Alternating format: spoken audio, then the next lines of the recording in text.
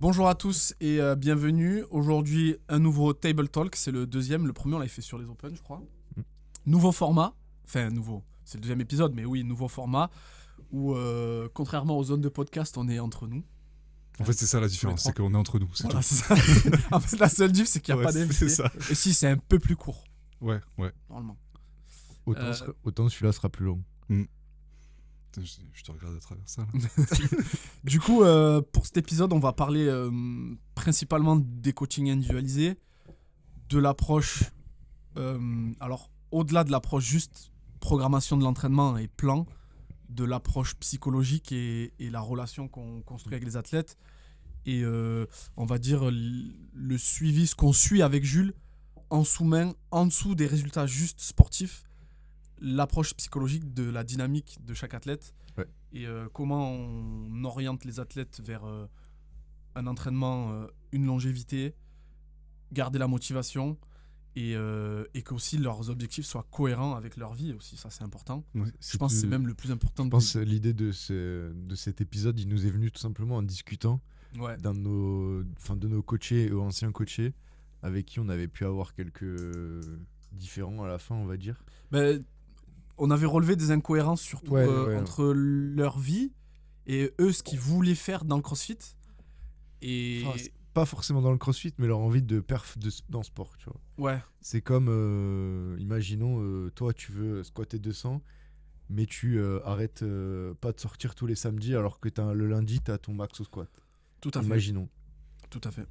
C'est des incohérences dans leur vie de tous les jours, dans leurs choix. Après, on les juge pas, hein, mais c'est parce que la vie, elle est faite de choix. Et si des fois, on n'a pas forcément le choix de faire autrement que d'avoir des travails durs, etc. Mais c'est pas cohérent avec leurs objectifs. Et je pense que jusqu'à maintenant, on avait un petit peu... On était, ouais, t'as ça comme objectif, bah ouais, vas-y, go, je t'accompagne. Alors qu'il faudrait plus maintenant mettre nous l'eau là, dire, ok, c'est peut-être pas cohérent avec ta vie, quoi.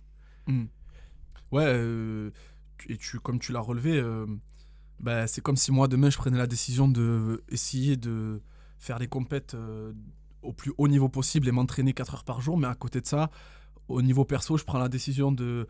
C'était ta copine. Non, justement, au contraire, fonder une famille, acheter une maison, faire des travaux, machin, Ouais. c'est pas cohérent. Enfin, ou alors avoir un nouvel objectif professionnel à un moment donné. Ça veut pas dire que si vous travaillez, vous pouvez pas vous entraîner, mais il faut qu'il y ait une cohérence entre votre vie perso, votre statut social, votre entraînement. Ouais. Mm. Et que en fait, comprendre que les ressources sont pas illimitées, quoi. Non, puis surtout, moi, ce que j'ai identifié pas mal dans nos discussions un peu en off, c'est qu'il y a beaucoup de gens qui, parce qu'ils payent 200 € par mois ou parce qu'ils prennent un coach, estiment que tout d'un coup, ils méritent plus de résultats que quelqu'un qui paye juste une prog. Et surtout, ils ont du mal. Ils se disent, à partir du moment où je prends un coach, normalement, tout va marcher comme prévu, parce que mon coach va tout adapter et tout. Mais sauf que ton coach, il a beau te mettre 2 séances par semaine, si pendant les 6 autres heures de la semaine, tu fais un travail manuel, tu fais un travail très stressant, tu fais un travail qui psychologiquement t'atteint beaucoup, en fait, ça va être très très dur pour toi de tirer profit de ces séances-là. Et c'était intéressant de voir que cette chose-là arrivait particulièrement dans le coaching indiv, et on n'a jamais des gens qui, suite à un suivi de MF Compete, nous disent en fait les gars, votre prog c'est de la merde, ça marche pas, machin. Enfin, genre, il y a vraiment pas ce même rapport-là.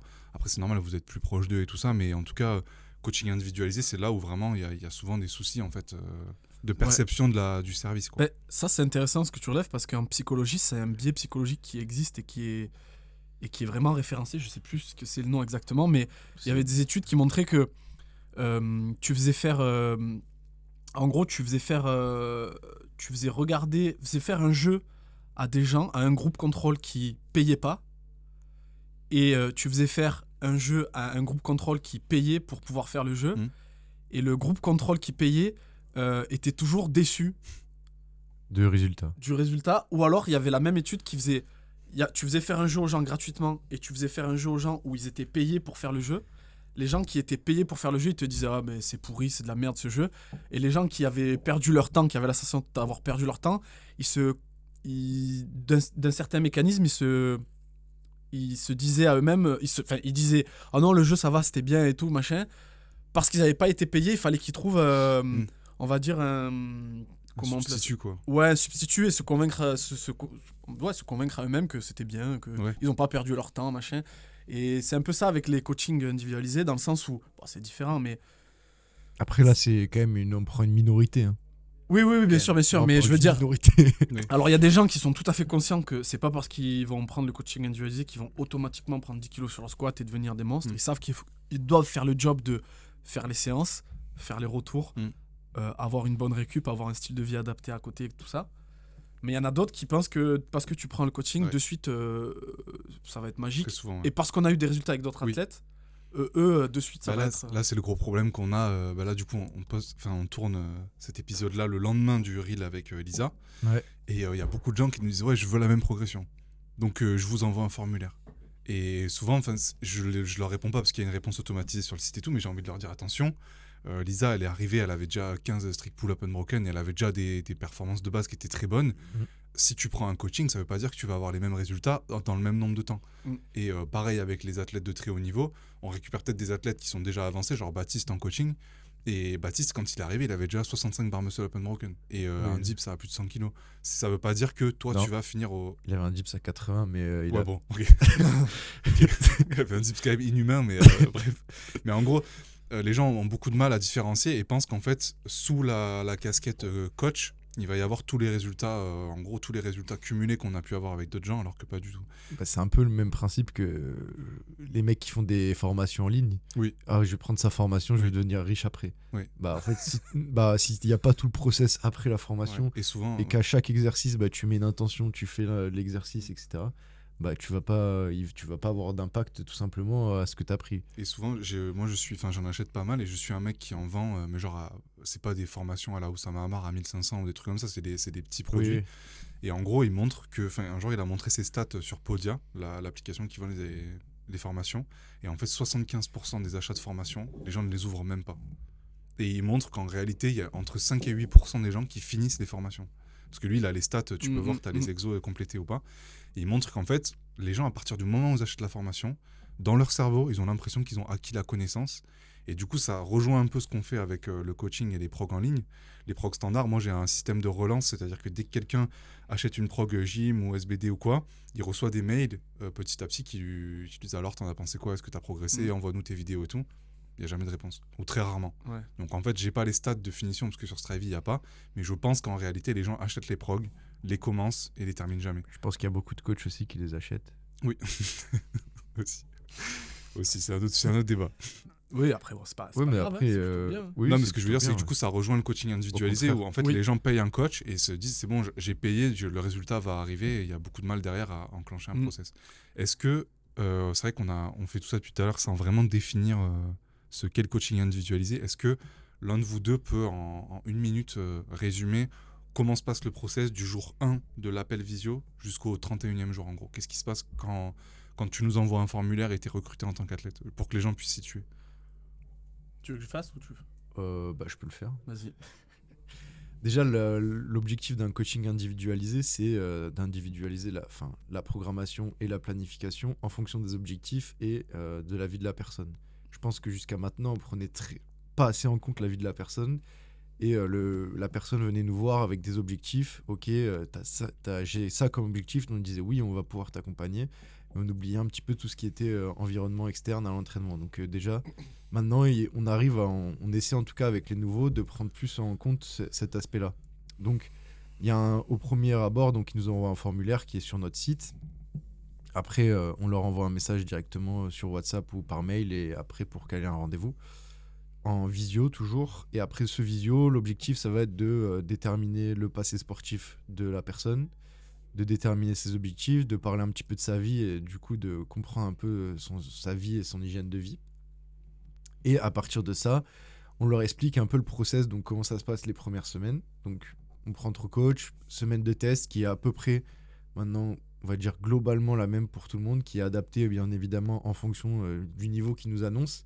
S'il nous dit je fais pas de ring muscle up, on va pas lui mettre un 4x 30 ring muscle up parce que ça sert à rien qu'il paye la première semaine pour regarder des anneaux pendant 10 minutes pour regarder la barre avant de faire des tests alors qu'il s'est pas offert. Donc déjà on a adapté les tests. Du test. J'en ai pas voilà, j'en ai pas fait, donc ça sert un peu à rien.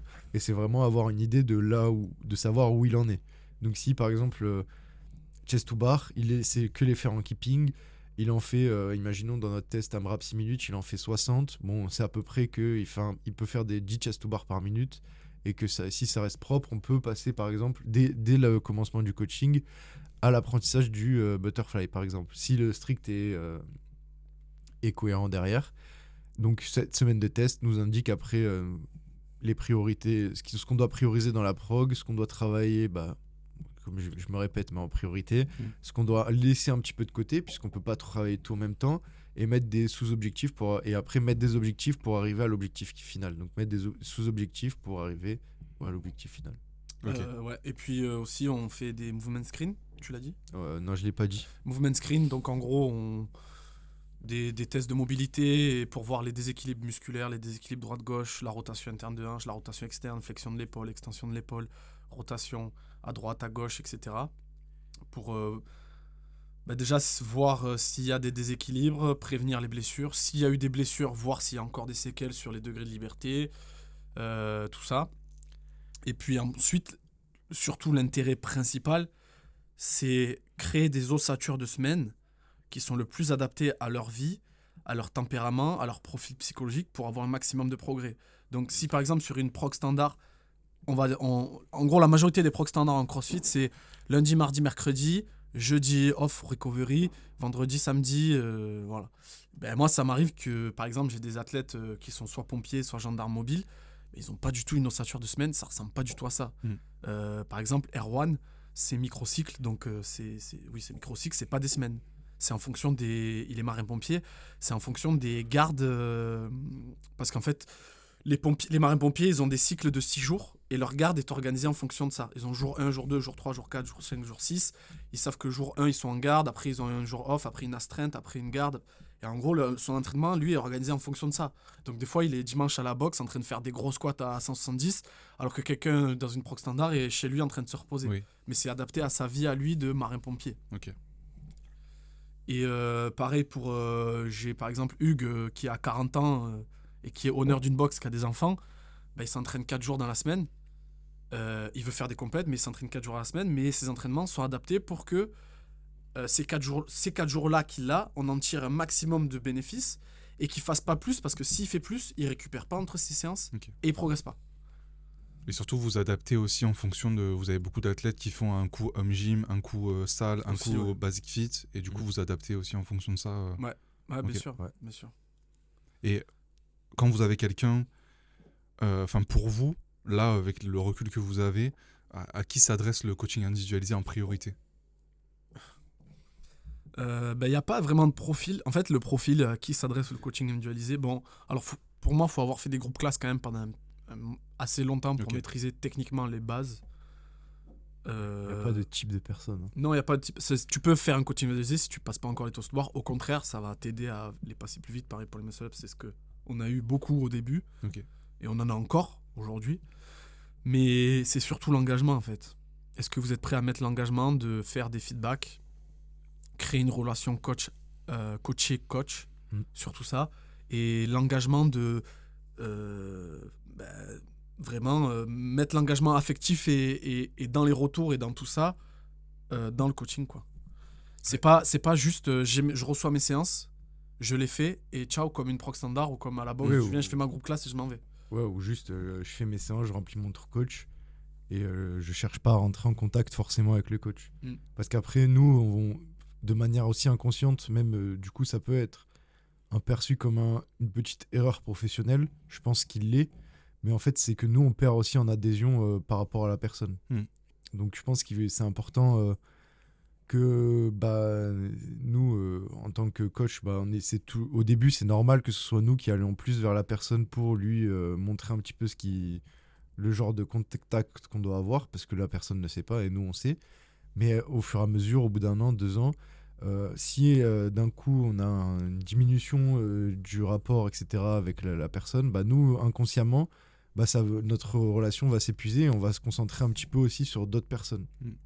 Donc c'est un peu une relation, tout simplement, il faut l'entretenir. Donc c'est ultra important de l'entretenir, que ce soit du côté du coach comme du client. Et des fois, il y a des erreurs qui sont produites des deux côtés, quoi.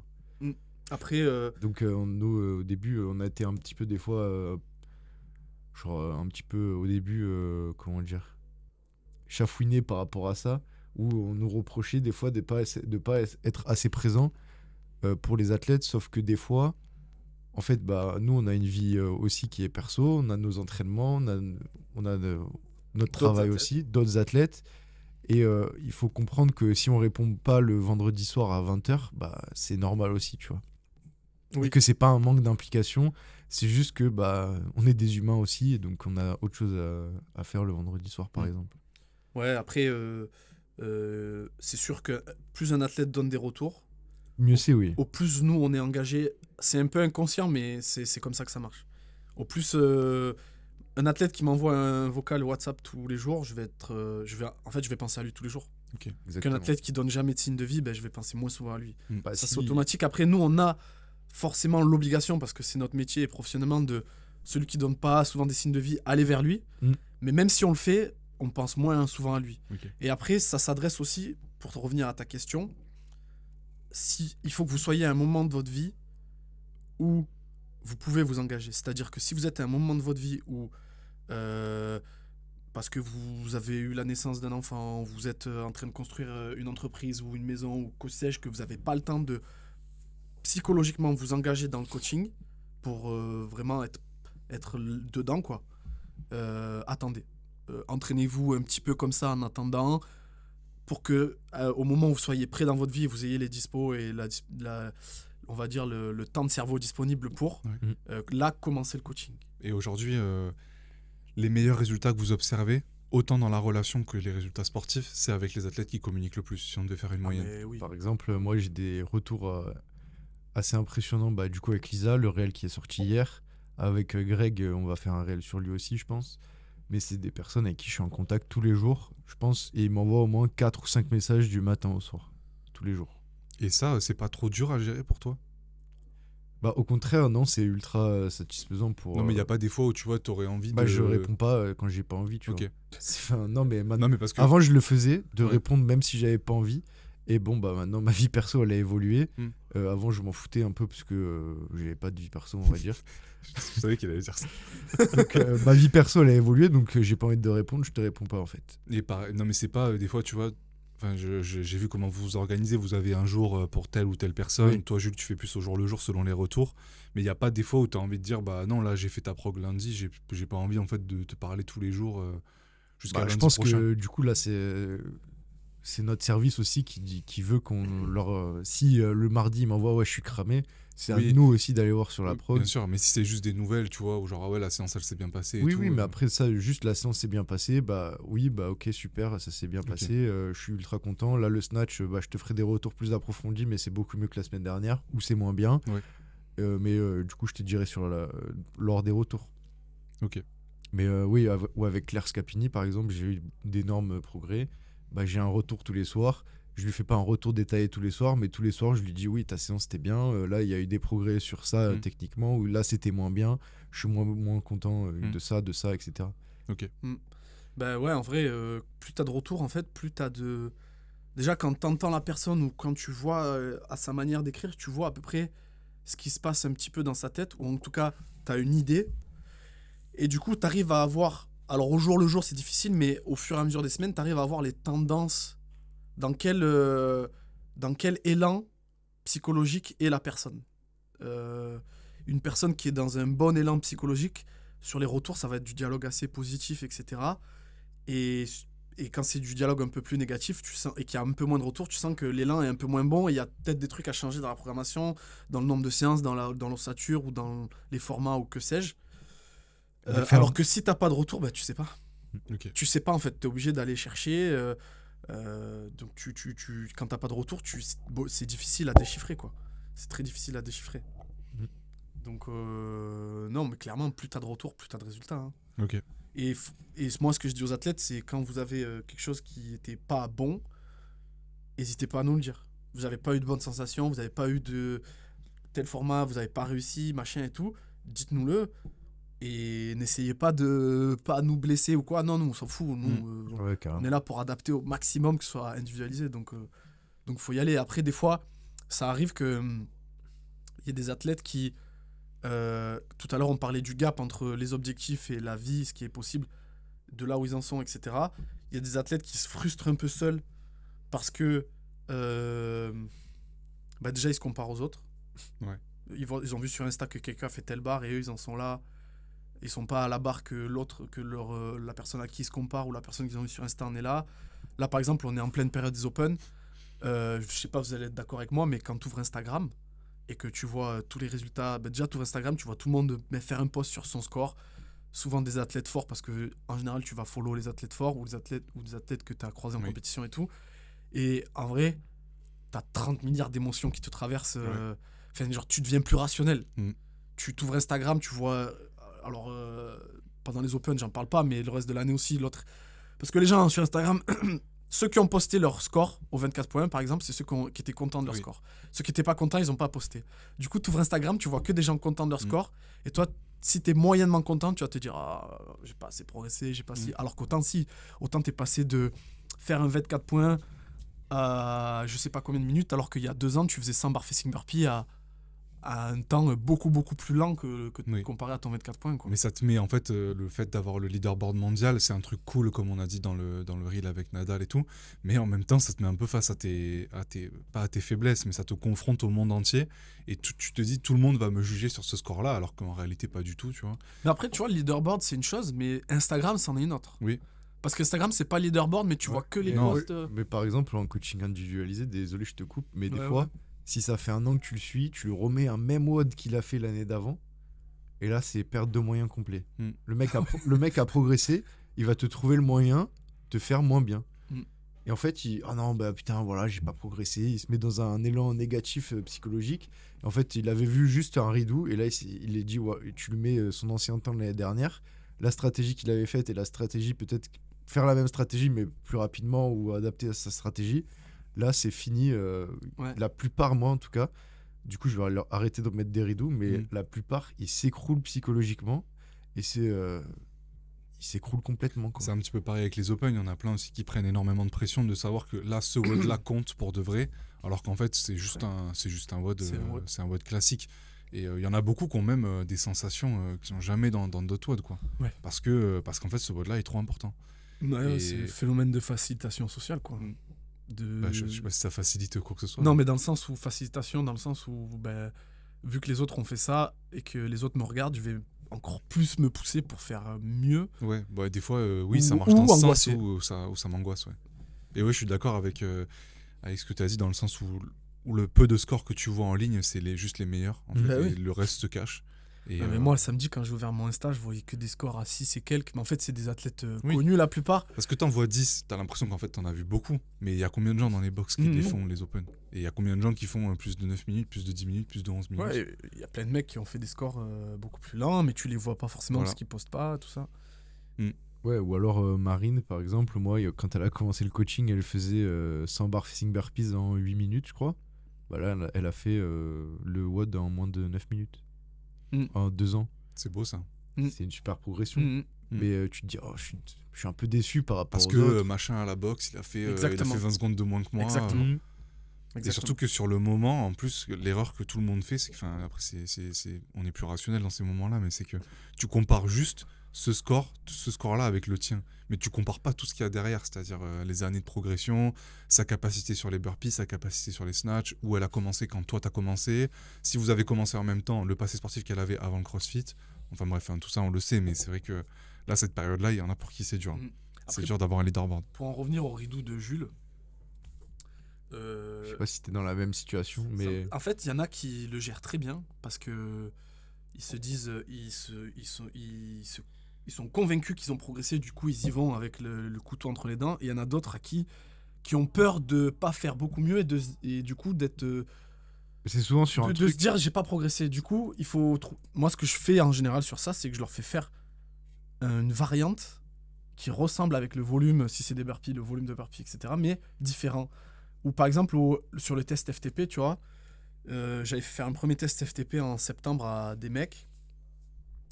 3 mois après, je leur ai fait faire un test FTP, mais pas le même. Donc ils ont fait le 20 minutes en septembre. Et en décembre, janvier, ils ont fait le ramp-up où toutes les minutes, tu augmentes de 20 watts, machin. Donc c'est un test différent qui teste la même chose, Mais juste le fait de pas faire la même chose, ben, ils étaient plus motivés, quoi. Après, si c'est faisable, évidemment, des fois, c'est pas faisable, j'avoue. Après, moi, je fais plus partie de la team. T'as un test, tu refais exactement la même chose. Ouais, oui. Et Ouais, en mais fait, y a des gens sur pour qui ça- EMF Compete, on marche comme ça. Ouais. T'as des. Genre sur les chest to bar, t'as des moins de 7 minutes sur 100 chest to bar for time. Mm. T'as des trucs comme ça. Et je sais pas pourquoi, mais il y a des personnes. J'ai l'impression, du coup, je vais généraliser au coaching individualisé. Et ils se mettent beaucoup plus de pression. Parce qu'ils ont une progression. Ils ont eu une progression sur, imaginons, thruster burpees. Bah, des progressions thruster burpees, on en a et on en a en pagaille dans nos archives de prog, mais en fait autant et ce qui ont marché pour tout le monde, mais du coup je pense que Bah, moi, je la mets sur EMF Compete, t'as tout le monde qui progresse et la moitié des coachings indiv, t'as tout le monde qui progresse mais beaucoup moins fort que sur du EMF Compete parce qu'ils se mettent des barrières en mode je pense qu'il y a des barrières qui se mettent en place aussi. Du coup, c'est à nous aussi, je pense, psychologiquement. Mais je pense que c'est aussi le fait que sur les coaching indiv, quand on fait ça, c'est surtout sur la faiblesse. Ouais. Et il y en a qui ont peur, vu que c'est leur faiblesse, Oui. qui, selon le statut qu'a Oui, le oui. mouvement ou la combinaison dans leur Fitness. dans la fitness et aussi psychologiquement, du coup, ils ont tendance plus à stresser. Et moi, ce que je fais quand on est dans ces cas-là, c'est que je commence par un truc vraiment facile sur la progression. Et je fais en sorte que la progression, d'une semaine à une autre, ils se sentent vraiment forts. Par exemple, sur les box jump over, c'était avec Hugues. Je lui ai fait faire un 100 for time. Et après, c'était 10 rounds de 10 avec notre mouvement. Mais tu vois, 10, il arrivait à bien les faire. Puis après, ça passait sur 20, après sur 30 avec du repos actif et tout. Et à la fin, 2 fois 50. Et puis après, quand il a refait un WOD avec 100 de box jump, ben, il avait fait des séries de 50. Du coup, il avait plus peur, quoi. Bah, moi, je vais vous donner le point de vue athlète, du coup. Moi, je fais jamais les retests, ou très rarement. Genre le 200 calro, j'ai pas fait le retest. Parce que, en fait, le 200 calro, la progression m'a fait tellement mal que peu importe le score du retest, j'aurais pas été satisfait. Ouais. Du coup, je sais que j'ai fait les séances, je sais que le mouvement il est rentré, enfin j'ai accumulé les trucs, je me mens pas à moi-même, tu vois. J'ai peut-être pas fait le repos actif sur le rameur, les trucs comme ça, parce que c'était horrible. Mais j'ai fait les séances et je me dis c'est bon, j'ai accumulé. Je sais pas à combien j'ai gagné, je sais pas si je vais faire, j'ai fait un plus 10, plus 15, plus 20%, mais je sais qu'en tout cas le résultat va pas me satisfaire, tu vois. Genre peu importe ce que c'est. Imaginons que j'ai fait 10 minutes au 200 cal. Non mais du coup en fait je fais pas les retests parce que je sais que j'ai accumulé les séances, je sais que j'ai fait la progression, mais derrière ça m'intéresse pas de voir exactement combien. J'ai bien aimé par exemple quand on avait refait le 21.3, voir combien j'avais gagné. Les trucs Front squat. tu sais, où je l'avais refait 2 fois dans la journée. Ouais. Euh, Une sacrée Bah, histoire, ça. Ben ça j'ai bien aimé le faire parce que c'était vraiment la progression était mesurable et je sais pas, c'était différent de tu t'assois sur le rameur et tu t'envoies pendant 10 minutes et je voulais vraiment voir combien de reps j'avais gagné, voir combien de temps. Après derrière faire les retests ça m'intéresse pas parce que je sais qu'en fait genre déjà je vais être conditionné psychologiquement à l'effort, genre ça va me stresser, m'angoisser et tout et je préfère me dire c'est bon, ça c'est voilà, j'ai accumulé les trucs, je le mets dans un tiroir, c'est terminé, je suis meilleur sur ça plutôt que de vraiment le quantifier. Parce que par contre, ce qui se passe, si je fais un retest et que je fais un moins bon score, là, je vais pas être ruiné psychologiquement, mais je vais me dire merde, j'ai fait tout ça pour rien. Genre ça a pas marché quoi. Ouais. Voilà un petit peu le point de vue. Mais alors pourquoi rameur oui et pas pourquoi le WOD oui et pas le rameur? Bah je sais pas, le WOD, il y a la composante WOD déjà qui est plus fun à faire. Là, c'était un WOD des Open en plus. Je sais pas, il y a un truc où ça passe mieux, mais après tout dépend. Puis on l'avait fait à 3, je sais pas, c'était mieux. En vrai, ça dépend vraiment des efforts. Mais c'est rare qu'un test mono, je le refasse, quoi. Même le test FTP, je l'ai pas refait, tu vois. Ouais, mais est-ce que c'est pas lié au fait que t'aimes pas ce genre de test aussi? Je pense. Ouais, il y a un peu, pense tu vois, aussi. ça revient à ce que je disais, la place que ça prend dans le fitness Ouais. et dans le profil psychologique de Ouais, l'athlète. Du coup, tu t'angoisses plus et t'es plus à même à faire des mauvais scores. Ouais, c'est ça. C'est Du ça. coup, à toi, en coaching indiv, j'aurais pas mis le test 20 minutes, j'aurais mis le test ramp, tu vois, Ouais. sur le FTP. Et moi, surtout, je me rappelle, on en avait parlé dans un des premiers podcasts qu'on a fait, mais moi, il me faut une ligne d'arrivée, quoi. Il me faut un truc. À chaque fois, tu vois, je te demande, ouais, là, tu veux combien de muscle-up, là, tu veux combien de trucs. Parce qu'il me faut ça. Et les trucs AMRAP, j'ai trop du mal parce que. Mais je sais qu'il y a pas mal de profils comme ça où ils ont besoin qu'on leur dise combien il faut faire. Ouais. Et si tu leur dis pas, bah. Ils vont se laisser Ouais, ils vont se laisser. porter par le flow. Pour la prépa des Open, certains, je leur ai mis le 17.5, le thruster DU. Et tu leur dis un bon temps. Je pense que maintenant, un bon temps pour quelqu'un qui veut aller sur des gros objectifs, c'est moins de 10 minutes. Et ce qui, en 2017, c'était un très bon temps. Maintenant, je pense que c'est un temps, entre guillemets, qui est atteignable par un bon crossfitter qui est pas forcément en élite en plus, tu vois. Mm. Je pense. Mm. Et ce WOD-là, tu leur dis c'est moins de 10 minutes, un bon temps. On croit que, du coup, si tu fais 11, t'es nul. Mais en fait, non, c'est un bon temps 11. c'est un bon temps 11. Mais après, l'objectif, du coup, après, si tu le refais dans un an, ça serait passé quand même sous les 10 minutes si t'as fait 11, tu vois. Et ce serait toujours pour avoir une variation. Ce serait toujours pour avoir un test qui revient. Parce que moi, dans EMF Compete, par exemple, je mets toujours tous les 3-4 mois 4 time 100 mètres handstand walk, 4 time 40 bar muscle up, 4 time 30 ring muscle up, pour toujours avoir ce truc de montrer que tu progresses ou que tu régresses pas, même si t'en fais pas. Parce que des fois, il n'y a pas de bar muscle up pendant quelques semaines ou 2 semaines d'affilée où il y en a eu moins pendant un cycle parce qu'il n'y a pas eu ce focus sur les bar muscle up, mais tu as quand même progressé ou tu as quand même maintenu cette qualité. Après, moi, des fois, ce que je fais, c'est que je cache le retest. Genre. Ouais. Tu sais, genre, tu vas avoir un 4 time sur le test et le retest, tu mets un AMRAP. Des fois, juste ça, genre, je sais pas, psychologiquement, ils se leurrent tout seuls et ça marche. Ça m'est déjà arrivé sur des trucs style toast to bar ou quoi, d'avoir fait ça et ça avait marché. Est-ce que vous avez des red flags quand vous abordez quelqu'un en coaching handy genre sur la première visio ou sur la première semaine, vous sentez que ça va pas le faire? C'est après la semaine de test, moi, plutôt. Après la semaine de test, en général, pendant le visio, ouais, je vais aller au French, etc. Ouais, je squatte 180. Et pendant la semaine de test, j'en ai eu un, il m'a fait un squat à 140, tu vois. Un grind incroyable. Donc là, tu vois l'écart entre là où je veux être et là où je suis et non, ce mais qui est possible. Je pense qu'il y en a plein qui veulent vous impressionner aussi. Ouais, mais on s'en fout. Oui, mais... Donc en mode, ouais, j'ai déjà squatté 180. Là, tu lui fais un squat, ouais, 140. Bon, bref. Je m'entraîne 6 fois par semaine. Tu lui mets 6 séances par semaine pendant 3 mois. Bah, il y a 3 séances par semaine qui sont faites.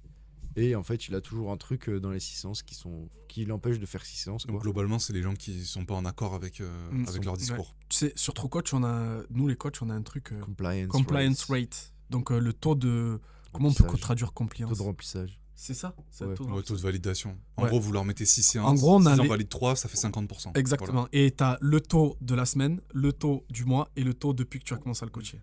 Donc les 3 sont alignés. Toi, c'est 0, je crois. Moi? Ouais, sur ton coach, là, ça fait c'est un record. C'est un record. C'est vrai, c'est 0? Non. C'est 6%, je crois. Sur l'année. Hein. Genre, quand tu te coachais tout seul, tu remplissais plus. Non, c'est pas vrai, arrête. Parce que Jules coach Ruben pour info. Oui, mais c'est pas de ma faute, c'est que j'ai 2 coachs. Ah oui. Avec l'autre, c'est mieux. Ouais. C'est pas ce qu'il il avait l'air de dire au dernier podcast. C'est pas vrai. C'est pas vrai. Vous savez que l'autre jour, j'ai rêvé. Parce qu'Alexis, il m'envoie des sheets pour les séances de force. C'est via Google Sheets. Et je sais pas pourquoi tu parlais du 17.5. L'autre jour, j'ai rêvé que j'ouvrais un Google Sheets et il y avait le 17.5. Genre, vraiment. Genre, je me suis réveillé en sueur comme ça. Bref. Et du coup, il y a le compliance rate. Et en fait, à ça, tu vois quand ça va marcher, quand ça va pas marcher, ou tu vois l'écart entre ce que le mec veut et ce que le mec fait vraiment. Okay. Entre les paroles et les actions. Et quand le mec te dit je vais m'entraîner 2 fois par jour, 5 jours dans la semaine, et que tu as un compliance rate de 25%, tu sais que... Et puis à chaque fois, il y a des excuses qui vont avec. Oui, bah ça on est professionnel là-dessus. Voilà. Du coup, ce que je fais, moi, quand ça m'arrive, alors, des fois... Le mec, tu peux rien faire pour lui, même si tu lui dis non, mais on va faire un peu moins de séances. Il veut à tout prix se convaincre qu'il va faire. Il se raconte un peu une histoire. Moi, mais ce que j'essaie de faire, c'est que je l'appelle en vocal ou je fais les Vimeo, les retours Vimeo. Et je lui explique que je lui ai mis une séance en moins, quelques séances en moins, pour qu'il puisse récupérer mieux entre les séances, machin et tout. Et j'essaie de faire en sorte, comme ça, de lui faire moins de séances sans lui dire non, c'est bon, là, t'es en train de faire de la merde, on me fait moins de séances, tu vois. Faut que des fois faut un peu c'est un peu de la psychologie. Ouais, vraiment, c'est de la gestion d'humain quoi. Donc y a ça. Mais ouais, le compliance rate clairement. Hein. OK. Donc en fait ou alors ceux qui mettent juste un truc validé, tu sais. L'emoji validé et hop, c'est bon. J'ai rempli mon true coach. Ouais. Et je vais avoir des résultats. Et quand vous êtes face à ça, c'est pour vous, est-ce qu'il y a vraiment un chemin de sortie immédiat? Vous dites écoute, non, ça va pas le faire, ou est-ce qu'il y a d'abord une phase d'explication, de dialogue et tout, et si à l'issue de ça, il n'y a pas de changement, c'est next? Ça se fait un peu naturellement dans le sens où la personne, quand elle te dit je veux faire tant de séances par semaine et que tu lui mets et qu'elle fait que 25% de compliance rate, ben en fait, naturellement, et c'est normal, elle n'a pas les résultats qui sont à la hauteur de ce que l'histoire qu'elle se raconte un peu. Et du coup, il y a une désadhésion au fur et à mesure à l'entraînement de la personne Et à toi aussi. et à moi. Et même si moi, j'essaie de les repêcher dans le sens où, ben là, tu vois bien, t'as pas le temps de faire toutes ces séances et tout, on va faire plutôt comme ça, machin et tout. Ben, du coup, ils ont du mal à accepter la réalité, de se dire, ouais, c'est vrai que j'ai pas le temps de m'entraîner 5 fois, je vais m'entraîner 3 fois. Et du coup, en général, ce qui se passe, c'est l'arrêt. Des fois, l'arrêt du sport même, hein. Pas Ah que ouais. de la prog. Hein. Ça arrive. Hein. Ouais. Et c'est pour ça que moi, j'essaie de leur expliquer, ben, vaut mieux que tu t'entraînes 3 fois par semaine pendant 3 ans que tu t'entraînes pas, en fait. Donc, au lieu de vouloir faire à tout prix 5 séances que t'es pas capable de faire, sois cohérent avec toi-même. Et je le dis pas direct. J'explique, voilà. Là, pour l'instant, on va faire 4 séances. Faut que tu récupères entre les séances, que tu puisses déjà toutes me les valider. Et après 3, et ok, valide-moi d'abord bien tous les 3 séances. Après, plus tard, on refera 4 séances quand tu auras. Et en fait, je préfère aller dans ce sens-là. Maintenant, avec le recul, avec l'expérience, je préfère commencer un coaching, lui mettre moins de séances que ce qu'il voulait, voir s'il y a le compliance rate, et après augmenter d'une séance ou de 2, plutôt que d'aller dans le sens inverse. Ouais. Et c'est pareil pour une progression, il vaut mieux toujours commencer une progression sur n'importe quel mouvement un peu trop facile et augmenter la difficulté que faire trop dur et devoir reculer, parce que psychologiquement, c'est plus la même approche, Ouais. c'est plus le même feedback pour la Ouais, personne. puis moi, maintenant, par exemple, j'ai commencé avec une fille qui veut aller au French. Donc, au début, bon, elle a commencé il y a un mois, enfin 5 semaines. Elle veut aller au French et j'ai dit ok, bon, tu vas aller au French en inter. L'année dernière, j'ai envoyé une fille en inter au French, donc je sais à peu près le niveau que tu dois avoir. Ok, donc on va faire les tests, on verra. Donc elle fait sa semaine de test, etc. Et je lui ai dit, enfin, je pense que maintenant il faut. Avant, on avait tendance à dire oui, ça va le faire. Bah maintenant, en fait, je lui ai dit cette année, je pense que ça va pas être possible. En gym, ton niveau il est trop éloigné. Tu sais pas te faire de butterfly. Si tu fais pas 30 butterfly chest, tu iras pas en French en inter. À mon avis, enfin, toutes les filles que j'ai envoyées au French, bah si t'as pas ça, bah tu vas pas. Et que si tu as des objectifs de compète, nous en tant que coach, du coup, là, à force au fil des années, on sait un peu le niveau que tu dois avoir sur certains tests pour pouvoir prétendre accéder à certaines compètes. Je sais Et pas là- si tu es d'accord avec moi, Ruben. Et je lui ai dit, bah en fait, cette année, c'est trop tôt. Donc on va faire les qualifs quand même des French, au moins tu sais où t'en es. Et autant, c'est que des watts qui te correspondent parce qu'elle a un très gros cardio, une très bonne capacité de cycler des objets. De cycler les objets. Des objets, oui. Donc, Des barres et des sandbags. Et des... Ouais, bah, moi je le dis comme ça. Non, mais T'as une oui. très bonne capacité à cycler, à faire des mouvements de pur crossfit, on va dire. Donc, pourquoi pas, on fait les qualifs et on voit, tu vois. Mais pour moi, pour cette année, je pense que on va plus Et là- rester sur une phase de construction de progression. Et elle m'a dit, ok, pas de souci, les ouais. qualifs, je les fais à fond. Mais et du coup, je me concentre plus sur l'année prochaine. Comme avec Greg, par exemple. Aussi, sinon, objectif de faire des compètes en 40. Il a 38 ans là, mais il a des douleurs au dos. Enfin, il avait des douleurs au dos qui l'handicapaient, qui faisaient qu'il pouvait pas s'entraîner tout le temps, etc. etc. Bah, premiers 6 mois de prog, bah, c'est faire 4 séances par semaine. On fait ta réhab, on essaie de te renforcer, etc. Et après, on va se préparer l'année prochaine pour faire des compètes à des efforts de crossfit. Mais d'abord, on renforce son corps, on le soigne pour qu'il soit apte à faire des efforts et à encaisser une charge d'entraînement. Et là, est-ce que ça... Donc c'est la question que je voulais poser. Comment elle a réagi quand toi tu lui as posé, enfin tu l'as mise face à ça, tu lui as dit bah non les French c'est pas possible. Donc elle a bien réagi. Est-ce qu'il y a des gens qui réagissent mal à ça quand vous les confrontez au fait que non là c'est pas possible? Je pense plus maintenant. Si Ou si vous avez un souvenir où si c'est jamais arrivé, c'est jamais arrivé. Hein. Non, parce qu'avant j'avais plus tendance à dire ouais ça va passer. Ouais. Et bah, des fois, bah, par exemple, Morgan, le mec de Marseille, celui qui est en recherche, bah, lui, pendant le contact, il me dit ouais, je vais aller au Marseille. Et pendant sa semaine de test, j'ai dit ouf, ça va être chaud. Mais je dis ok, bon, bah, t'as 6 mois, t'as jamais été trop coaché, t'as fait que tes groupes classes ou des prog standards. Je dis ok, bon, bah, on va voir. Et en fait, en 6 mois, il a une progression monstre, il a pu aller au Marseille, en fait. Et du coup, bah, c'est pas une réalité. Bon, Ouais. elle était déjà suivie par des coachs. Elle avait un coach d'haltéro, un Ouais, coach tout de dépend du gym, un passif. coach de crossfit. Elle avait déjà ça. Je pense que c'était trop tôt, tu vois, comme objectif de se donner, ouais, je vais aller au Mm. French en inter ou en RX. Même, Mm. tu vois, Claire, cette année, ça va être chaud d'aller en RX. De Mm. toute manière, parce qu'elle est en élite maintenant, cette année, ça y est pas, quoi. Ok. Je pense que c'est important de le dire et qu'il faut voir cette approche long terme. Avec Greg, on a vraiment cette approche long terme de dire, ok, on va collaborer pendant au moins 3 ans et on se prépare pour et on Ouais. verra les résultats à la fin. En fait, ce qu'on répète souvent dans la com, c'est que c'est du long terme. Ouais. C'est-à-dire que c'est pas Mais une même, solution. même 1 an, 2 ans, rapide. c'est pas du long terme. Ouais. C'est du moyen terme, Mm. au final.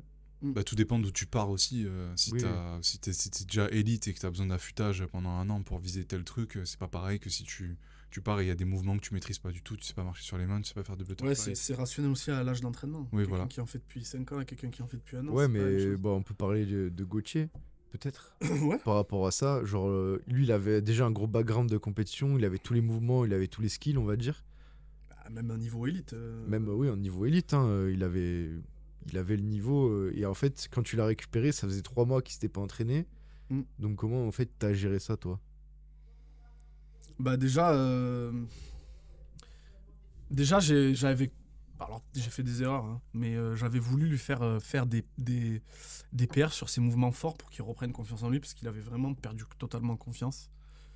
Donc je voulais qu'il perd son squat, il avait pas PR depuis 3 ans, je voulais qu'il perd son clean, son snatch, il les avait pas PR depuis très longtemps, son jerk aussi, ça avait marché. Il avait pris sur son squat 20 kilos. Mais par contre après derrière c'était un profil qui avait besoin de faire énormément de conditioning pour rester conditionné. Contrairement à Erwan, par exemple, une séance de bike erg un peu longue, une séance d'intervalle au rameur machin, tu lui fais faire le Friday, il éclate tout le monde.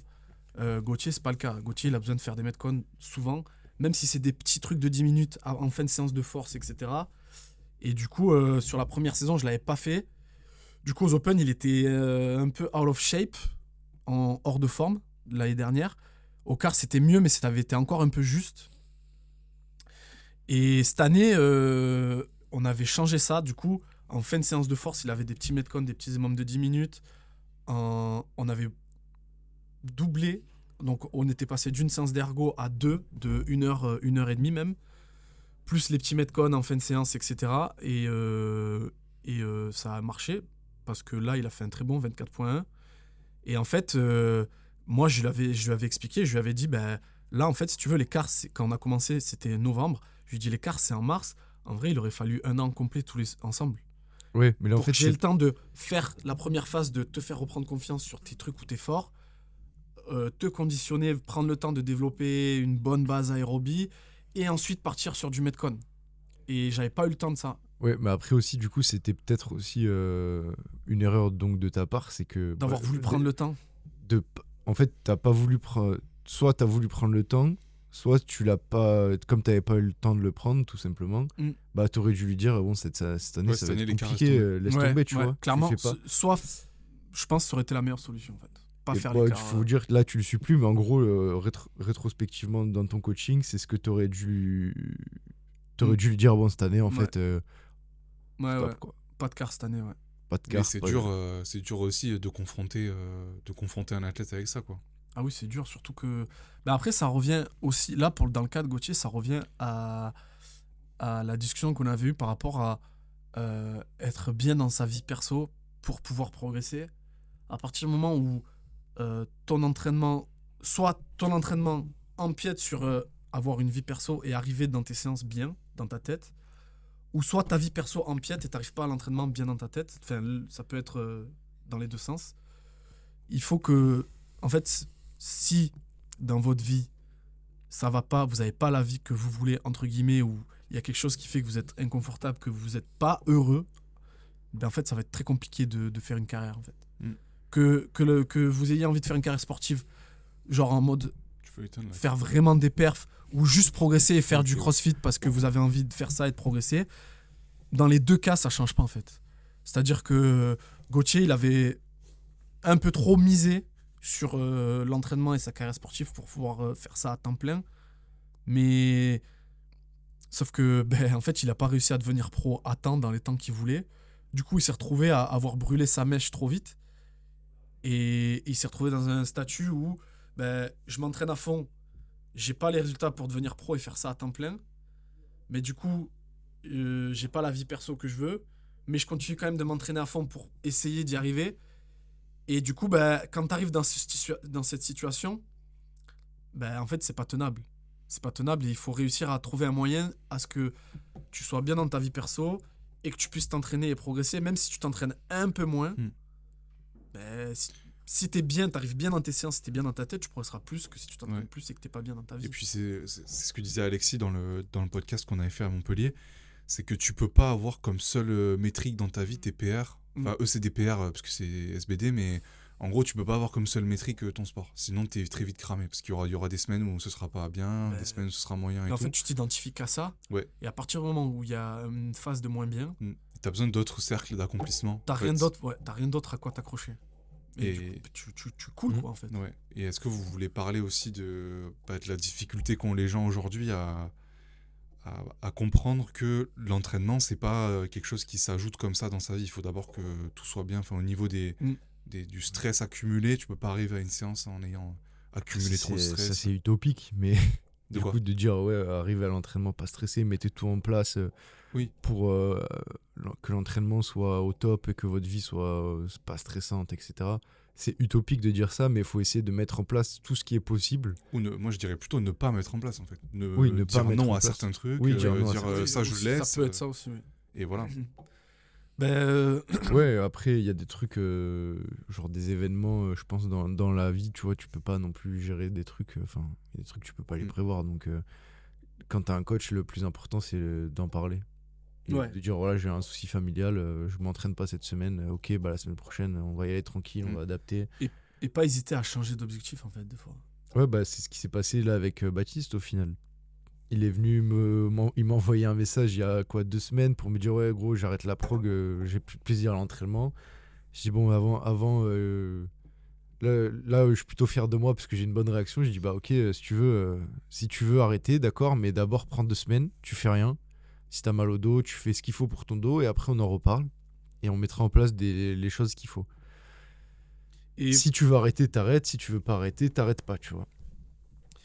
Et réfléchir, moi je dirais surtout réfléchir et du coup je lui dis après là, hier on s'est vu, on a parlé, aujourd'hui on s'est appelé et en fait moi j'ai réfléchi de mon côté à des objectifs qui seraient intéressants pour lui sur le long terme et lui aussi y a réfléchi, tu vois.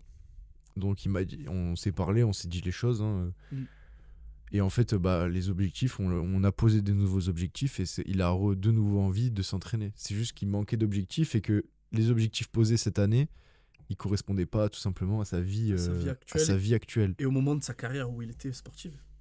Mais moi, je pense que le meilleur conseil que je peux donner aux gens, c'est réfléchissez. Est-ce que vos objectifs sont cohérents avec votre personne? C'est-à-dire, est-ce que vos objectifs, c'est vous les êtes fixés parce que ça faisait bien d'avoir ces objectifs socialement et que aux yeux des autres, ça ferait stylé? Ou est-ce que c'est quelque chose qui vraiment vous anime votre flamme intérieure? C'est-à-dire que ouais, je prends l'exemple de David. Il voulait aller au Marseille, machin, nanana. Quand il a vu que les Marseille, il n'y en avait pas cette année, premier truc qu'il a fait, c'est qu'il m'a envoyé un message. Il m'a dit, tant pis le crossfit, je veux squatter telle barre, faire ci, ça. Et en fait, le fait que les Marseille soient annulés, il s'est rendu compte qu'en fait, ses vrais objectifs, c'était pas faire les Marseille, en fait. Ce qui vraiment l'animait et lui donnait envie, c'était avoir un gros squat et faire de la force et ferrailler dur, tu vois. Mais non, mais c'est vrai, il faut pas se mentir à soi-même. Est-ce que les objectifs que vous avez, vous les avez parce que ça fait bien, ça fait stylé, ou est-ce que c'est vraiment ce que vous avez envie de faire? Et surtout, en fait, une fois, on en avait parlé aussi dans un autre podcast, mais en gros, arriver à dire aux gens, mais c'est très compliqué. Ta vie, c'est de la merde. Non, mais arriver à dire aux gens, tu peux pas tout avoir. C'est-à-dire que tu peux pas partir en vacances 2 semaines, t'entraîner à moitié dans un pays où il fait super chaud, t'es pas habitué, faire des drop-in dans une box et tout, faire un vote de qualif là-bas, pas dans tes conditions, avec un juge que tu connais pas et tout ça, et espérer performer. Je pense que le média CrossFit a fait un bon taf là-dessus, c'est-à-dire que tu as l'impression que le CrossFit, tu peux le pratiquer un peu partout et faire un peu ce que tu veux dans ta vie autour. C'est pas aussi conditionné, on va dire, que la force ou les trucs Mais comme le ça. Media CrossFit l'a fait pour les. Pour les athlètes des Games. Mais en gros, il y a plein de gens qui pensent que tu peux aller faire, en fait, faire tout ce que tu veux dans ta vie. Tant que tu as un drop-in de 1h30 dans une salle, c'est bon. Et tant que tu as tes séances qui rentrent, c'est bon. Alors que pas du tout. Tu avais une athlète qui était partie en vacances en je sais plus où là, et qui voulait absolument se qualifier une compète, mais genre c'était juste. Elle t'avait dit, ouais, je vais faire le WOD de qualif là-bas, la journée je vais aller à la plage, le soir je vais sortir, et le lendemain je vais peut-être le refaire. En fait, non, ça passe pas. Ouais, Tu non. vois. Non, ça passe pas. Enfin, ça peut passer des fois, ça dépend de ton niveau et le niveau de la compète. Des fois, ça peut passer, tu fais le WOD une fois, tu sens te prendre la tête et ça passe en one and done. Mais si vraiment c'est difficile et que c'est relevé, ça va être compliqué. Oui. Ça va être compliqué, c'est pas les meilleures conditions. Après, ça peut être fait. Si c'est vraiment une compète, j'ai besoin de faire le WOD qu'une fois et j'ai pas trop de pression parce que je sais que je vais être en haut et je m'en fous de plus ou moins où je suis qualifié dans la qualif, j'ai juste besoin de me qualifier. Ça peut passer et encore, je le déconseille, tu vois. Si tu pars en vacances, en vrai, si tu t'entraînes dur toute Oui. l'année, pars en vacances et déconnecte. Oui. Chill. Vraiment. Enfin, moi, je suis un peu comme ça quand je pars. En fait, moi, j'arrive pas à faire les trucs à moitié. Genre, si je pars en vacances, je pars en vacances. Et si je. Je sais pas comment ils font les gens pour partir en vacances et faire des watts de qualif, vraiment. Ou même juste faire des drop-in. Moi, Parce que moi, c'est je fais pas de drop-in quand je pars en parce que vacances. c'est pas leur travail. Ouais, peut-être il y a de ça aussi. Il y en a, et Il c'est y a de ça tout aussi. simplement, ils viennent après leur travail, ils viennent C'est faire genre, Ouais. bien sûr, quoi. Après, s'entraîner, quoi. moi, tu vois, quand j'étais athlète, quand il y avait des semaines d'affûtage, moi, j'avais du mal à faire ça parce que j'avais l'impression de pas m'entraîner. Mm. Et il y a des athlètes qui ont du mal avec ça. Moi, j'avais un peu de mal avec ça. J'avais l'impression de m'entraîner à moitié. Et du coup, je relâchais trop par rapport à ce que je devais. Et bon, après, ça dépend des profils psychologiques. Mais ouais, c'est compliqué, ça, de... si vous avez si vous avez un job qui fait que tous les mois, vous êtes envoyé 2 semaines là-bas, 2 semaines là-bas, 2 semaines là-bas. Moi, j'ai des gendarmes mobiles, tu vois. Des fois, ils sont mobilisés, ils savent pas où ils sont. On leur dit dans 2 jours, tu pars à Mayotte, tu vois. Et ils ont des objectifs. Alors, c'est pas du CrossFit qu'ils font, eux, ils veulent réussir les concours GIGN. C'est différent. Mais tu vois, l'approche de l'entraînement, elle est complètement différente. En fait, ce que j'essaie de faire avec eux, c'est il n'y a pas de temps, dans le sens où cette semaine, il faut que tu fasses cette séance, cette séance, cette séance. C'est plutôt, tu as ces séances-là à faire. Une fois que tu me les as faites, on passe aux séances d'après. Ouais. Et en fait, on essaie de fonctionner comme ça. Et quand dans votre relation avec les athlètes, est-ce que vous observez plus souvent une remise en question de l'athlète par rapport à lui-même et sa vie ou une remise en question de vous? De nous. Ça dépend de la personne. Ah, clairement, mais jusqu'à maintenant, on va pas dire les noms, mais l'année dernière, tu t'es fait. Non, mais tu t'es fait bousculer par certains et ils remettaient ta condition de coach en question, alors Mhm. que tu te rends compte que presque un an après, t'en as un, il a changé de travail, t'en as un autre. Enfin, ils ont tous changé de travail, ils commencent à performer, tu vois. Enfin, ils ont pris des choix dans leur vie qui ont fait Oui, que ça venait pas du coaching. qui ont fait qu'ils commencent à performer, tu vois. Donc, Ou il y en a certains là, ils performent plus parce que ils pensaient que c'était ma faute, mais en fait, ça venait juste de leur monde oui, de vie, voilà. en fait. Oui, voilà, tout Ou de leur simplement. vie ou de eux. Ouais, après, ça m'est arrivé là avec ces athlètes-là en question, mais il y en a certains qui se remettent en cause, eux, dans le sens où...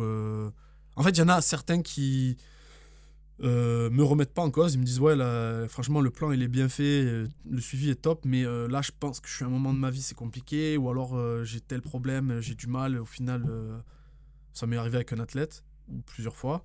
Et il y en a d'autres qui refusent de prendre la responsabilité. Je pense que c'est ce qui fait la diff entre un athlète qui va avoir des résultats et un athlète qui n'en aura pas. C'est que l'athlète qui a des résultats, au long terme, longtemps, il prend la responsabilité de son entraînement. Et par le fait qu'il prend la responsabilité de son entraînement, le coaching est plus facile parce qu'il va dire à son coach les retours qu'il faut. Il va prendre ses responsabilités quand il faut faire des séances difficiles. Il va prendre ses responsabilités quand il a loupé une semaine parce qu'il n'a pas pris les bonnes récup, parce qu'il est parti en vacances, il a fait ça, il avait ça à faire, Et en fait, le fait qu'il prenne les responsabilités, qu'il soit plus adulte, fait que son comportement est cohérent et du coup est adapté à la progression. C'est beau. Ouais. J'ai déjà noté le chrono pour le découper, le mettre en reel. Non, oui, mais c'est ça, ouais, qu'il faut, je pense, c'est arriver à se remettre en question Et en fait, bah là, comme on avait marqué sur le tableau, hein, c'est prendre des décisions pour être bien dans sa vie, pour progresser, et remettre en question remettre en question tous les aspects de sa vie. Est-ce que c'est mon coach qui est mauvais ou c'est moi qui, dans ma vie professionnelle, je suis pas heureux, je travaille 50 heures dans la semaine et en plus je vais m'envoyer des séances de porc. Ou alors, est-ce que peut-être il faut que je réfléchisse à faire une réorientation professionnelle. Moi, j'en ai un, il m'a appelé, il m'a dit, bon, écoute Jules, moi j'ai envie de faire du sport, j'ai envie d'être fort, j'ai envie de me sentir fort. Ma vie en ce moment, bah, il est gendarme mobile, hein, on va dire un peu ça comme ça. Il est envoyé à droite à gauche, il part 2 semaines là, il revient une semaine chez lui, il repart 3 semaines, il revient une semaine chez lui. Bah, il me dit, moi, cette vie, mais au bout d'un moment, j'en ai marre et je vois bien que pour m'entraîner, c'est compliqué, tu vois. Et puis t'as pas envie d'aller à la salle et te rajouter un stress de faire thruster burpee ou de faire des trucs horribles qui te plaisent pas, quoi. Ouais, voilà, tout simplement. Du coup, bah, il m'a appelé, il m'a dit, qu'est-ce que t'en penses? J'ai dit, bah, déjà, si dans ta vie perso, bah, c'est une solution, c'est une bonne solution, pour ton entraînement, ce serait une bonne solution. Donc, tout simplement, il m'a demandé mon avis, il a pris ses responsabilités, il a fait le bonhomme, il a pris ses responsabilités au sujet de sa vie, tu vois.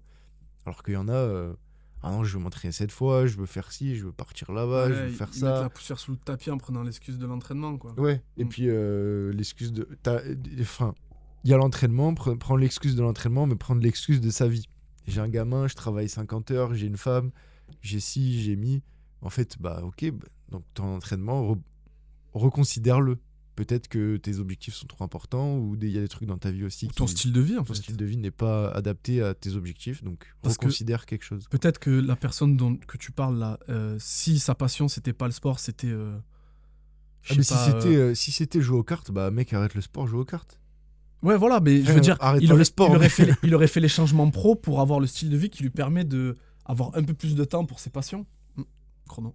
Ah oui, mais c'est bon. Pour avoir un peu plus de temps pour ses passions. Et là, en l'occurrence, c'est le sport. Donc, mais après, c'est une question de style de vie. Je veux dire, c'est pas juste l'entraînement, machin. C'est posez-vous les questions aussi de est-ce que votre vie là, actuelle, elle vous convient? Et est-ce que vous voulez.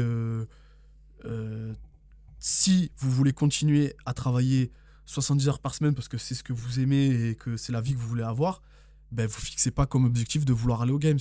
Continuez dans votre vie et soyez heureux dans ça. Par contre, si vous travaillez 70 heures, que c'est pas le style de vie que vous vouliez, que votre envie ce soit de vous entraîner au CrossFit ou de faire plus de guitare ou de faire des cartes, comme tu dis, ou peu importe, le changement sera le même en fait. Le changement sera le même. Donc c'est ça la première question. Oui, puis un indicateur facile, c'est si tu arrives à ta séance et que tu lis ton true coach ou ton Strivey et que tu détestes la séance et que ça te stresse et que ça rajoute quelque chose, c'est qu'il y a un truc qui va pas. Ouais. C'est que déjà, tu as épuisé tout ton stock un peu de bonne volonté, tu vois, de la journée et t'es cramé complet. Et ce qu'on disait la dernière fois, c'est tu peux pas arriver à l'entraînement pas heureux, quoi. Parce que forcément, tu vas prendre des cartouches, que ce soit dans n'importe quel sport, ça va faire mal. Et quand ça fait mal, qu'est-ce qui te reste en fait dans ta jauge? Un mec qui arrive trop heureux, il va pouvoir descendre, il va lui rester un peu à la fin de la séance. Un mec qui arrive déjà là, il fait l'échauffement, il est cramé. C'est ce que j'aimais bien qu'il expliquait Alexis. C'était t'as des ressources et elles sont pas illimitées. Elles sont pas illimitées, elles sont pas infinies. Bah tes ressources, tu choisis où tu les mets. Un moment, je les mets plus dans ma vie perso, un moment, je les mets plus dans ma vie pro, un moment plus dans ma vie de tout sportif. Le monde n'a pas la même quantité de ressources. Exactement. Et il faut accepter que y a des gens ils vont pouvoir travailler 8 heures dans la journée, il y en a d'autres qui vont pouvoir travailler que 4 heures, il y en a d'autres qui vont pouvoir travailler 12 heures, il y en a d'autres qui vont pouvoir avoir une manière de travailler différente, de travailler la nuit parce qu'ils sont plus actifs mentalement, etc. Ils ont, leurs ressources mentales elles sont plus comment on dit plus disponibles la nuit parce que t'as pas tout ça qui peut venir t'embêter, quoi. C'est vrai. Nous on reçoit des messages toute la journée. Moi je suis beaucoup plus à l'aise pour travailler le soir, tu vois. Ou tôt le matin. Il y a un marqueur qui est essentiel, c'est tu le disais, ton trop coach était déjà en train de soupirer. Moi ce que je demande aux athlètes c'est est-ce que tu as envie d'aller faire quand tu finis une séance, est-ce que tu as déjà envie d'aller faire l'autre? Quand c'est ça, c'est bon, on est dans le bon truc. Quand c'est pas le cas, on n'est pas dans le bon truc. Mais après en tant que coach aussi, tu vois, c'est dur parce que des fois t'en as 4 ou 5 qui te tombent sur le coin de la gueule. C'est par vague des fois. C'est par vague, t'en as 4 ou 5, putain, je prends pas de plaisir à l'entraînement, les WOD ils sont pas. Ça me fait pas kiffer et tout. Du coup, à ce moment-là, tu perds. Tu sais, t'as des périodes où t'es coach. Bah, par exemple, au début d'année, mois de septembre jusqu'à décembre, j'étais en confiance sur ce que je faisais. Là, depuis janvier, je suis un peu plus. J'ai l'impression de marcher un peu plus sur des œufs. Donc, Mais des fois, c'est lié à notre vie, à notre niveau de fatigue aussi, à nous. Hein. Ah oui, Ça- bah, je pense que Moi, j'ai un remarqué ça. niveau d'épuisement aussi. Ouais. Non, et puis après, Où j'ai cherché à avoir 30 athlètes, des progs standards, Ouais. vie perso. Bah, au bout d'un donc toi moment, aussi, t'as pas pris en compte les ressources disponibles. Oui, non, mais bah, après, je suis Parce humain. qu'il Je est- suis il désolé. s'en ouais, fait mais- confiance de mais septembre à décembre. Ça mais- arrive à tout le monde. Non, mais tu te sens en Oui. confiance. Tu dis, vas-y, je vais me tabasser. Ouais, tu je... rajoutes un truc, et Vas-y, puis en je- fait, c'est le truc de trop, quoi. Ouais, c'est vrai, c'est ça. Et Exactement. après, Vas-y, je vais aider mon père sur le chantier. Le Ouais. soir, je fais mes progs. Et puis Ouais. le lendemain, je fais ci. Et puis.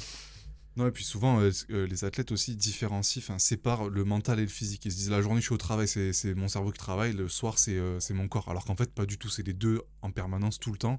Et quand tu es à la salle, on fait un truc ultra varié, où tu as quand même plein de mouvements, tu dois être concentré, tu dois être, alerte un petit peu dans ce que tu fais. Ouais. Et en fait, si tes ressources cognitives, elles sont totalement épuisées la journée, tu peux pas arriver à la salle et faire un truc de fou. T'es cramé aussi mentalement. Donc ça, c'est aussi à prendre en compte pour les gens qui ont des horaires de bureau ou qui ont vraiment des tafs en mode entrepreneur où tu dois gérer plein de trucs en même temps et tout. Moi, on en avait parlé pas mal, à caler les séances peut-être avant ta journée de travail. Parce que là, moi, je vois les journées où vraiment on n'arrête pas ici.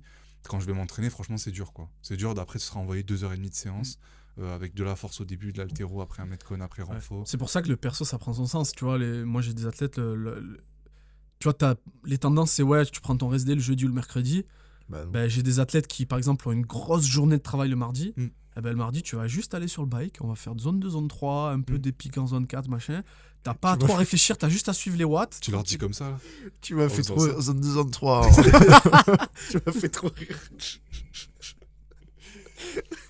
Allez, c'est bon, on arrête le podcast. Non, ou pareil, il y a pas de dogme aussi social à prendre son rest day le jeudi. Il y a Non. plein de gens qui... Enfin, par exemple, moi, je sais que ce serait plus pertinent de m'entraîner le week-end. J'ai pas envie, mais je sais que ce serait mieux. Enfin, Pierre, par exemple, le fait. Oui. C'est Ouais. mieux pour lui. Et au final, ça te libère d'une pression. Parce que normalement, le lundi, mardi, tu prends le jus, tu vois, de ta semaine. C'est là où tu organises tout et tout. Normalement, c'est les jours où on ne devrait pas s'entraîner, tu Ouais, vois, mais- concrètement. Mais le dogme fait que finalement... Ben, ça dépend après de ton travail. Et de, Pierre, et par exemple, moi j'avais tendance, des fois il y a certains, j'aime bien programmer au jour le jour pour avoir les retours de la veille. Et tac, le matin, je lui mets sa séance tôt le matin. Mm. Et au moins, j'arrive à adapter. Et ben lui, il aime pas trop ça parce qu'il a un emploi du temps ultra variable. Et en fait, des fois, il y a des trucs qu'il va rattraper le week-end. Et au moins, il sait que voilà, cette semaine-là, j'ai ça à faire. Mm. Je m'organise pour faire ça. Donc, j'organise ma vie autour de ça, entre guillemets. Et c'est ce qui fait quand même que Pierre, c'est un athlète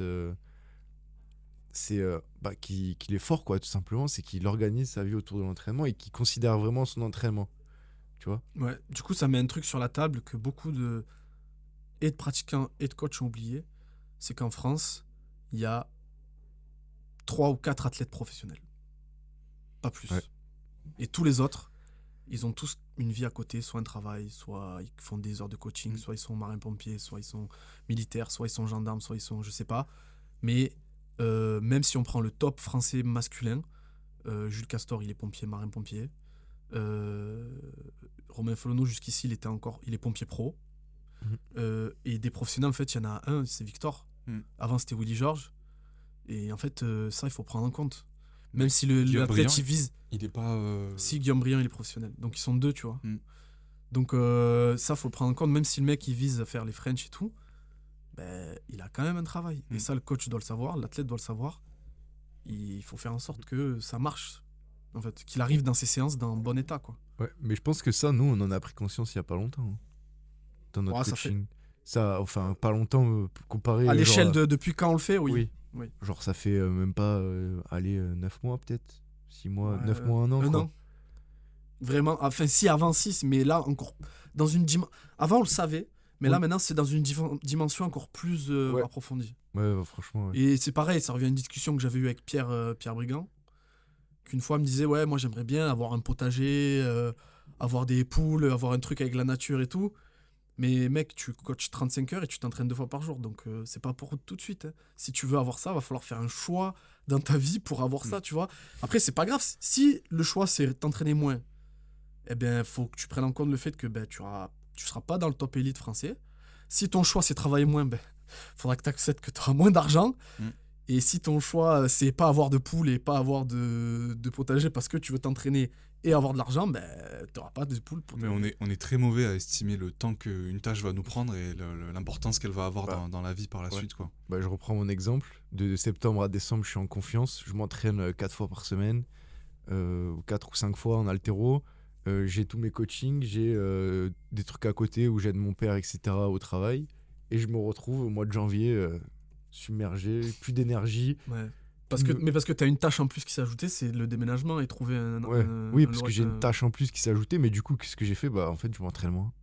Quand je vais à l'entraînement, je fais que des trucs qui me font kiffer et terminé, en fait. J'ai toujours ce truc de vouloir m'entraîner parce que j'aime ça, mais je fais pas de séance, je me programme pas, j'arrive à l'entraînement, j'ai telle énergie, bah, je fais des doubles à l'arraché, je fais du squat, je fais du renfort et terminé, tu vois. Alors que ma vie voudrait aussi que je m'entraîne le week-end. Le genre que je fasse samedi, dimanche, je fais 2 bonnes séances. Le lundi, je me repose parce que je coach de 15h à 21h. Le mardi, bah, une petite séance. Le mercredi, jeudi, petite séance. Vendredi, samedi, dimanche, je m'entraîne fort, tu vois. Ma vie voudrait ça. Mais en fait, ça rentre pas aussi dans les codes de société où les gens, samedi, dimanche, bah, ils ne vont pas s'entraîner. Ah bah viens, on va faire ça, on va boire un coup le samedi soir. Bah non, mec, demain matin, je m'entraîne. En fait, ça rentre pas dans... Après, c'est chacun. Faut être juste que tu sois cohérent. Si tu veux t'entraîner et te murger le samedi soir, ben, t'es pas cohérent dans ton comportement. Mais il faut l'être, quoi. Pas me murger, mais compris, rien quoi. Que sortir jusqu'à minuit et que tu dois t'entraîner à 10h, c'est dur, quoi. Mais à partir du moment où tu restes cohérent dans ça, ça va. Et que t'es content de ça. Après, avec le temps aussi, on a trouvé, vu que ça fait des années qu'on fait ça, des petits hacks qui permettent de tirer un maximum du temps de dispo et du... Tu vois, des fois, t'as des athlètes qui ont un temps de séance disponible restreint. Le crossfit, tu as besoin d'être fort, tu as besoin d'être endurant, etc. Tu as un athlète qui a besoin de développer sa force en haltéro. Du coup, ça laisse moins le temps de séance disponible compliqué pour faire l'endurance, etc. Ben, ok, ben, le jeudi ou le dimanche, ben, tu vas aller faire un footing avec tes chiens. Je te donne les vitesses à tenir. Tu as une montre, parfait. Tu as un vélo, tu vas aller faire temps. Et des petits hacks comme ça qui font que... Ou alors, par exemple, ben, t'as pas beaucoup de temps pour... on a réussi à caler la force, l'endurance, etc. Peu de temps pour la gym. Ben, ok, ben, après les séances d'endurance, un petit émum gym de 6 minutes, 8 minutes, sous fatigue après l'endurance, de manière à augmenter la capacité. Enfin, plein de petits hacks qu'on a trouvés avec les années pour réussir à tirer un maximum du temps dispo, quoi. Ok. Bah écoutez, on a fait pas mal le tour, quand même. On a fait le tour, ouais. On peut conclure sur ça ? Ouais. Ok, ben merci de nous avoir écoutés et au prochain épisode.